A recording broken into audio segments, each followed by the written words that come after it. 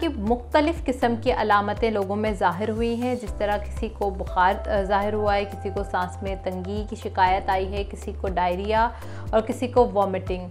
तो अगर किसी शख्स को वॉमिटिंग, डायरिया, मतली का एहसास हो रहा है, दिल घबरा रहा है, तो हो सकता है कि उसको कोरोना की अलामत हो। पर उसके साथ साथ दूसरी अलामतें भी ज़ाहिर होती हैं। सिर्फ भूख ना लगना कोरोना की अलामत नहीं है, उसके साथ दूसरी अलामतें भी ज़ाहिर होंगी, बुखार भी होगा।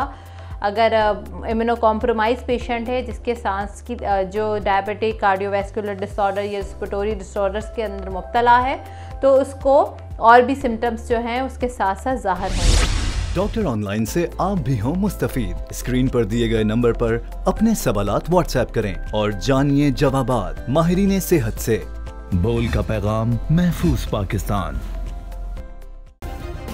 सब्सक्राइब करें और बेल दबाएं ताकि कोई खबर रह न जाए।